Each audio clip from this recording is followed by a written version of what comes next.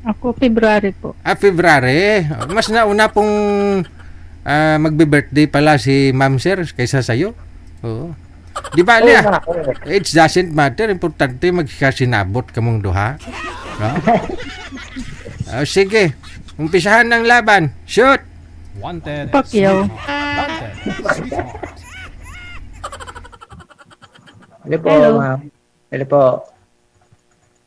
Taga saan ka? Bicol po, Bicol. Mhm. Pero dito nga ako sa Maynila, nagtatrabaho. Saan sa Maynila? Sa, ang trabaho ko sa Sukat, Paranaque, SM. Hmm. Pero dito ako nakatira sa sa Naik, Cavite. Anong trabaho mo sa SM? Yung mga yung kinakarga niya sa paninda sa SM. Deliver. Kinakarga Nagdi-deliver. Nagdi-deliver sir. Mga sofa, ganon. yung mga Mga yung mga grocery? paninda sa SM, mga dami, mga lahat ng mga paninda po. Warehouse to SM, ganon yung biyahe. Warehouse po, warehouse. Ah. Hmm. Saan po ba yung warehouse yan, sir? Di ba sa basement lang? Paranaque po. Yung warehouse ng SM? Kahit saang SM po Opo. ba? Oo, opo. Okay. Tapos deliver nyo doon sa warehouse din sa SM. Oo, yung mga paninda ng SM ba, dinideliver nila po. Oo. Kami na sa mga truck. Okay. Driver ka ng truck o kargador? Karga po. Hmm. Kayo po, saan kayo kanyon? Samar. Ha? Kasamar. Samar. Ay, may kasama akong taga Samar sa trabaho ko eh. Hmm? May kasama ako sa trabaho ko, taga Samar din. Kalbayog Samar. Luwag Di ko- kasi yung Samar eh. Saan sa Samar? Di ko alam kung sa Samar eh. Ganun. Hmm. Sarap po. Pang ilang sali nyo na po ito, sir? Nung nakaraan na nagsumali ako, di ba yung kausap ko yung taga Dasma? Yung kagabi nga eh. Di ba kausap ko kagabi? Oh. Nakita ko. Di sumali ka ba kagabi? Hindi po. Yung nakita ko gabi yung nakausap ko dati, takal na yun, mga siguro ilang taon. Mag-isang taon na yata eh. Tapos sumali po siya ulit kagabi? Hindi, di ba na nung tumawag siya, interview ko gabi. Nakita ko gabi. Nakalimutan ko na. Sino yon? Basta taga Dasma eh. Dasma. Hindi naging kayo? Ha? Hindi naging kayo? Hindi. Wala yun. Hindi mo nagustuhan? Hindi naman. Ayaw naman yata sa akin eh. Dito kay madam, subukan mo. Ay makapusala eh. Kasi di ba umuwi siya ng galing siya sa ibang bansa. Okay. Yung last cooler. Oo. Siya. Kaya sumali ako ngayon gusto makausap sana hindi, iba pala. Okay lang yun, wala namang problema sa akin. Pero pasado si ma'am sa'yo? Okay naman yan, wala namang problema sa akin eh. Okay. Oo. Basta nakakasundo sa isa't isa ba? Ba't ilang taon ka na po, ma'am? 50. Ay, pares pala tayo. Hindi, matanda ako sa'yo. Sa buwan. 50. Di, naman ako, 50 naman ako. Mag-50 yan ako. 51 ako ngayon na yun. Ilan anak mo? 2. Nasaan? Andito yan sa akin yung panganay. Yung bulso ko na doon sa nanay niya eh. Nagati kayo? Pwede pala yun.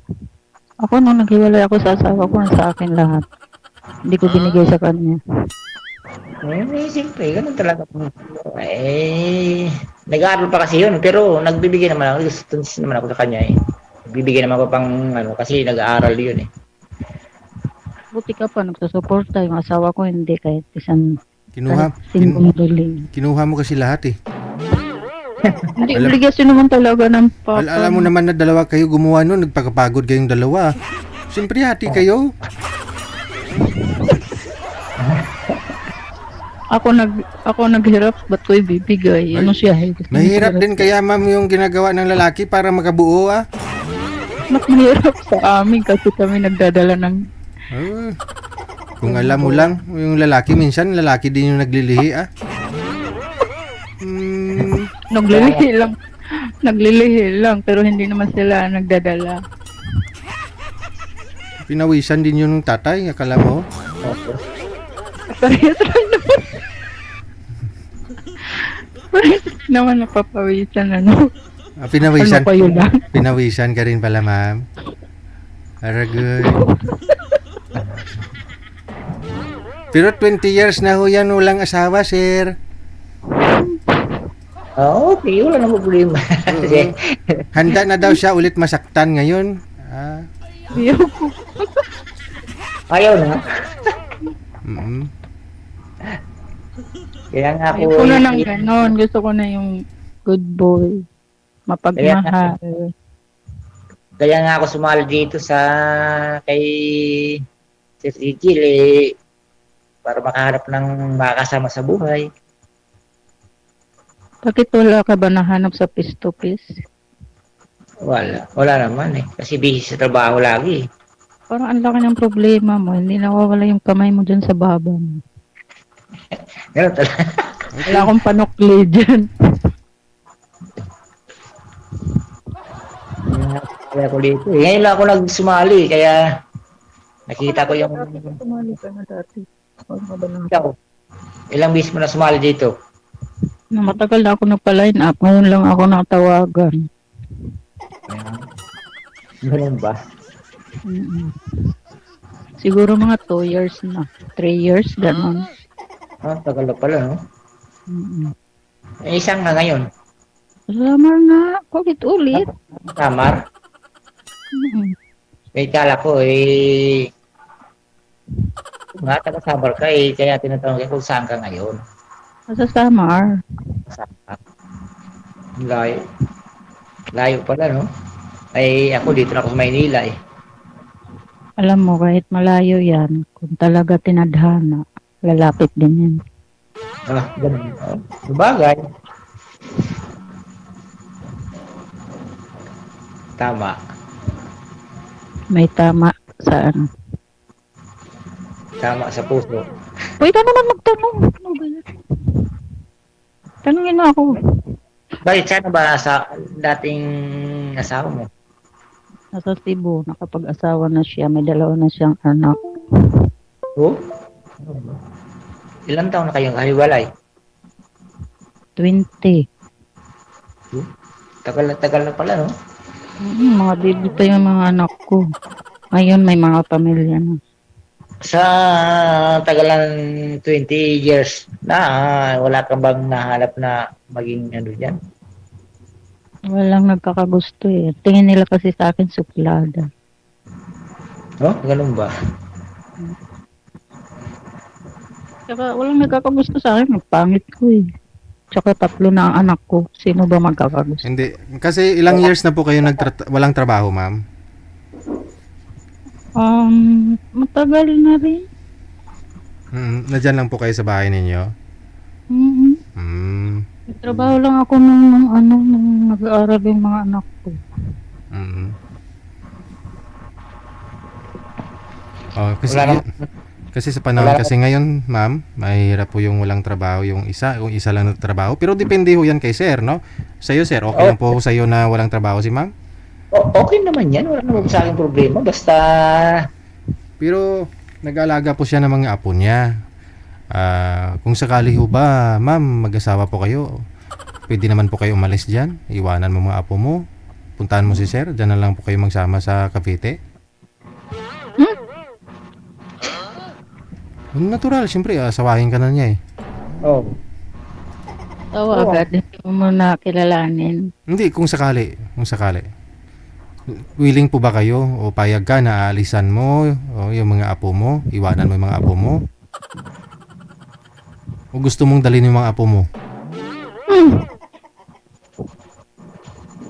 Walang mag-aalaga kasi doon sa apo ko eh. Kasi may mga trabaho sila eh. Oh, yun lang, no? Mm, Siya na lang ang pumunta dito. para mag-alaga ng apo mo.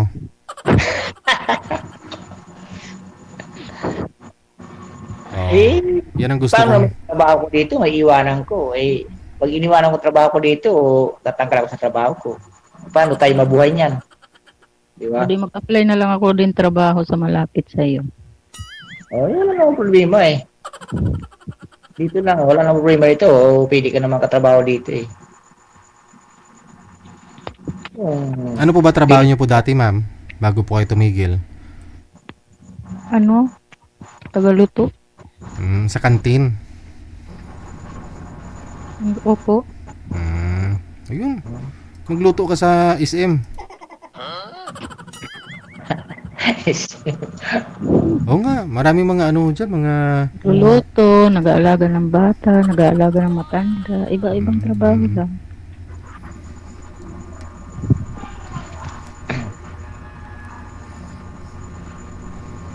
Malay mo, eh, magkakasunod tayo sa isa't isa. O eh, makapunta ka dito Maynila. Kaso lang, hindi mo maiwanan yung mga ano mo dyan. Alaga mo.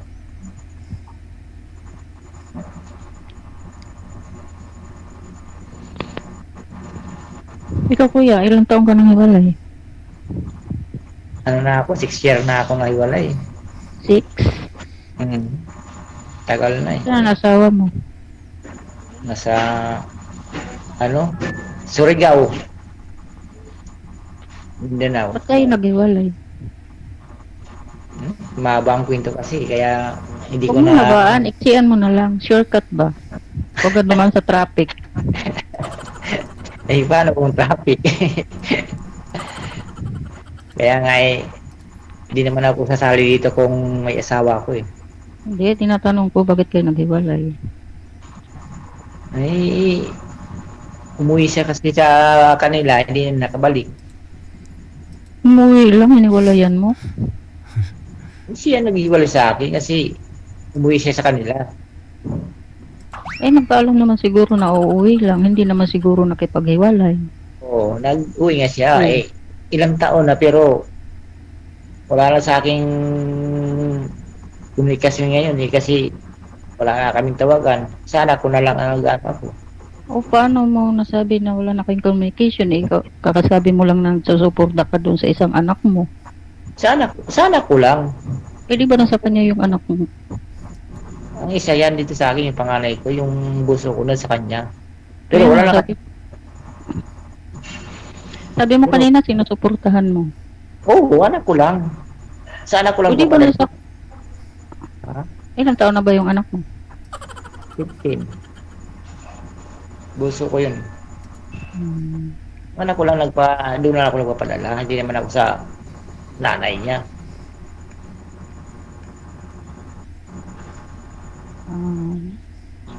Siyempre, mag-ano ako doon dahil anak ko yun eh. Hindi na ako magbibigay doon sa kanya eh. Dapat na. Harap pa kasi yun eh. Ay, ang panganay ko na anak yan dito sa akin. Nag-aaral din. Wala na, hindi nag-aaral yun. Sa trabaho na. Nag-asawa na. Hindi, dito pa rin sa bahay. Dito lang iniwan ko sa bahay. Pag may trabaho ko, dito siya nag-ano. Ba't hindi nag-aaral? Sayang naman. Ayaw na mag-aral kasi pinapaaral ko, ayaw niya. Kasi hindi daw kaya. Eh, okay lang naman sa akin. Nagsabi sa akin na ayaw na mag-aral. Lalaki po ba, sir? Lalaki, babae? Lalaki po, sir. Ilang taon na ho siya? 19. Sus. Pinapaaral ko po, ayaw na mag-aral eh. Ano po natapos? Hindi ko na pinipilit yung mag-aral siya kasi mamaya pag pinapaaral ko siya, baka magbubulak-bulang. I-motivate mo eh. Pinasyan ko na. Hmm? Hello po? Sabi ko po kay sir, i-motivate niya po yung anak niya. Ah. Oo, Oo parang, nga. Kasi nandiyan naman sa kanya. oo, sayang lang din naman kaysa walang future o hindi mo alam Lalaki pa patutunguhan niya. naman. Ang hirap pa naman maghanap ng trabaho pag lalaki. Hindi ko naman pinipate yung anak ko kung gusto niya mag-aral o hindi. Mabait kasi ako sa mga anak ko eh. Kaya hindi talaga yung pag sinabi ko na mag-aral kayo, ayaw. Hindi daw kaya nila.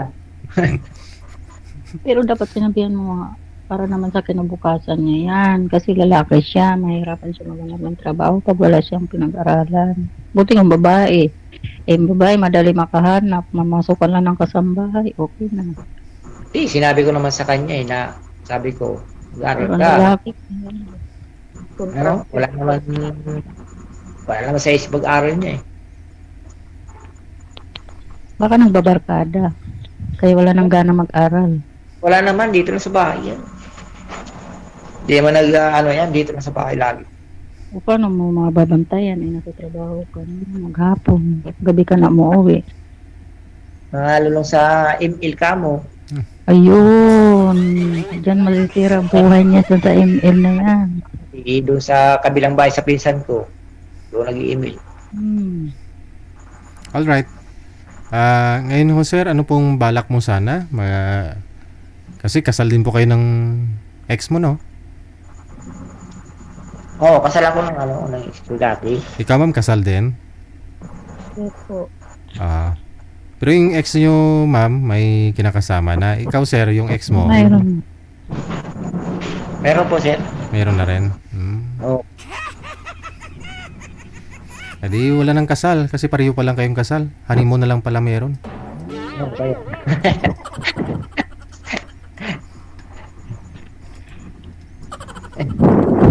Lumuwas ka dito ng Maynila ma'am para malapit to kay sir. No, Cavite lang po siya. Dito ka na maghanap ng trabaho. Hindi niya maiwanan yata yung ano niya eh. Yung alaga niya eh. Adventure ka ba? No, yung buhay mo. Total 50 ka pa lang naman, yung iba nga 80 years old nagtatrabaho pa naman eh. Malapit lang, Cavite. Hindi lang sa Cavite, night. Oo, Cavite. Malayo kaya ang Samar. Sa, Malayo yung Samar. Tatawid pa ng dagat. Sasakay pa ng ruro. oo, dadaan ka ng ng Bicol, Sorsogon. Ayan nga, tatawid ng dagat. O kaya nga. Di, mura lang kung gusto pili naman. Kung wala kasundo tayo, kung wala na problema sa akin. Kung gusto mo punta dito sa Maynila.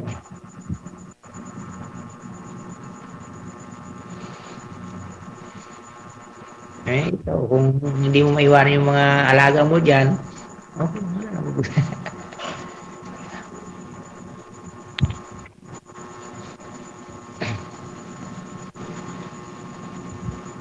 Ano na?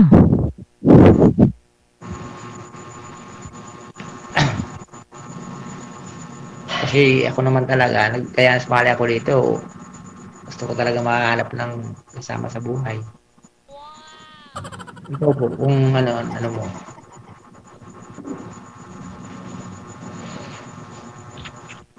Okay lang ba sa'yo? Ay, oo naman.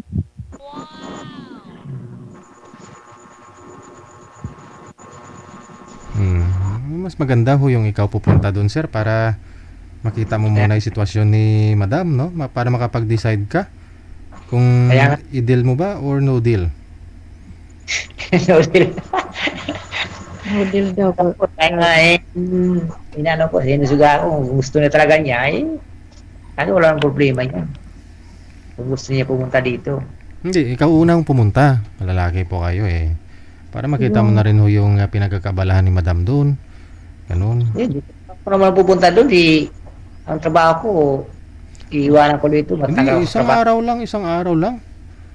Pagplanuhan mo ba, umalis ka madaling araw para pagdating mo doon umaga na o buong hapon ka doon. Tapos Balik na. flight ka na naman. O, siyempre mag-eroplano ka para mas madali. Para kinabukasan, pwede ka naman magbiyahe, trabaho. O itapat mo ng day off mo kung gusto mo. Hindi, pag-usapan na namin ni Madam yan eh. Madam talaga. Mamaya. Usapan namin yan mamaya. Kasi walang source of income si ma'am, no? Ikaw pumunta. Oo. Pero kung gusto mo padala ng pera si madam, ibang usapan Oo. kasi yun eh. Ibang usapan. Ang problema. Siya na lang ang pupunta, wag magpadala ng Opo, yun po yung pinaka-ideal. Kasi pag si girl ang padalan mo ng pera, babae po siya. Hindi pa naman kayo eh. No? Ang purpose Hindi, na pag- magkita kayo personal para makilala nyo ang isa't isa.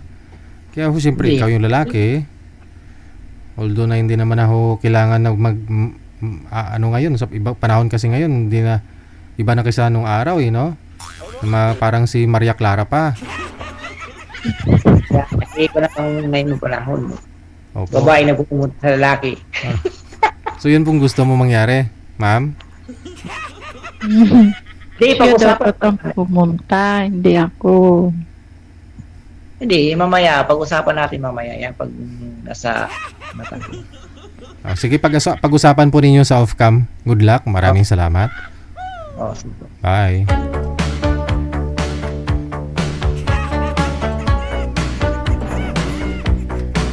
Iba na ho kasi, no, kung yung babae may tinatanggap na pera sa taong nanliligaw sa kanya na hindi pa naman silang dalawa. Kita nyo, once na naumpisan, may money involved na sa una, hindi yan nag-work out.